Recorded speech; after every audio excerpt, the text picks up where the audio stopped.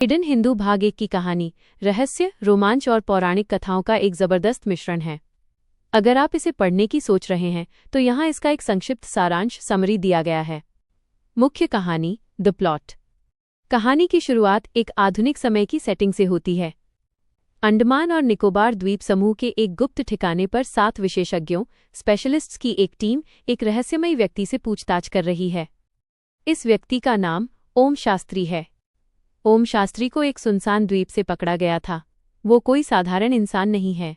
पूछताछ के दौरान वो ऐसे दावे करता है जो विज्ञान की समझ से बाहर हैं।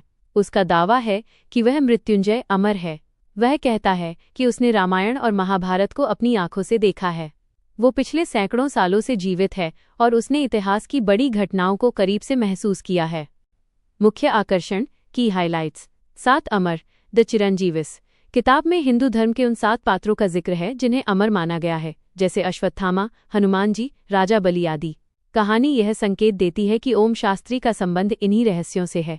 अघोरी और रहस्य। इसमें अघोरियों की दुनिया और उनकी शक्तियों का बहुत ही रोमांचक वर्णन है। सस्पेंस।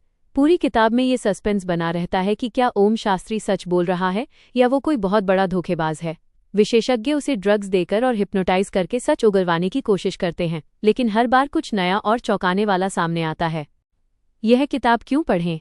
1. सिनेमैटिक अनुभव। इसे पढ़ते समय ऐसा लगता है जैसे आप कोई फिल्म देख रहे हों। 2. आसान हिंदी। अक्षत गुप्त ने इसे बहुत ही सरल और बोलचाल की हिंदी में लिखा है। 3. पौराणिक ज्ञान। इसमें हमारे वेदों और पुराणों की बातों को आधुनिक विज्ञान साइंस से जोड़कर पेश किया गया है।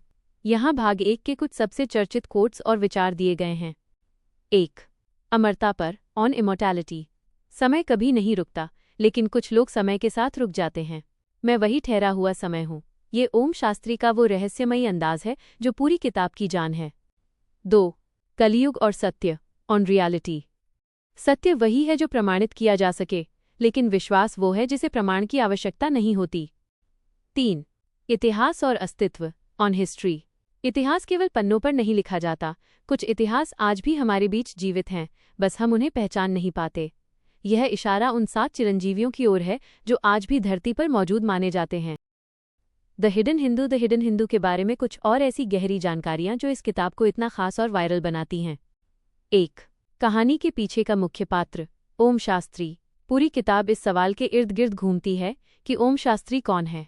जब उसे सेल्युलर जेल पोर्ट ब्लेयर में रखा जाता है तो उसे ट्रुथ सीरम, सत्य बोलने की दवा दी जाती है।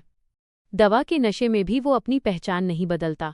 वो बताता है कि उसने अपनी आंखों से समुद्र मंथन देखा है और वो देवताओं और असुरों के संघर्ष का गवाह रहा है।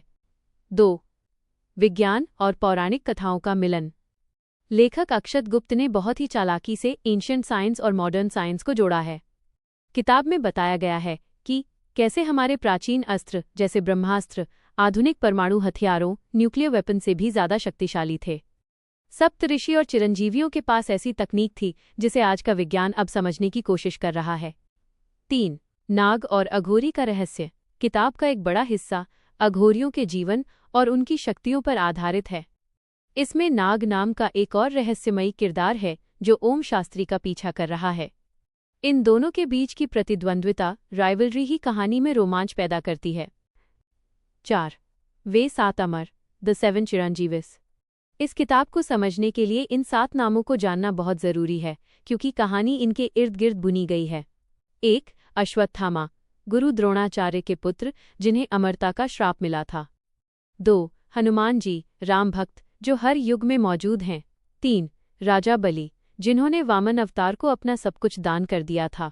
4. महर्षि वेदव्यास, जिन्होंने महाभारत लिखी। 5. विभीषण, रावण के भाई। 6. कृपाचार्य, कौरवों और पांडवों के गुरु। 7. भगवान परशुराम, जो कल की अवतार के गुरु बनेंगे। 5. भाग 1 का अंत, द क्लिफहैंगर। भाग 1 के अंत में एक बहुत बड़ा खुलासा होता है, जहां पता चलता है कि ओम शास्त्री जो कहानियां सुना रहा है वे केवल उसकी यादें नहीं हैं, बल्कि वह वर्तमान समय में किसी बहुत बड़े खतरे को रोकने की कोशिश कर रहा है। कहानी तब और पेचीदा हो जाती है जब पता चलता है कि कुछ लोग इन अमर शक्तियों का गलत इस्तेमाल करना चाहते हैं।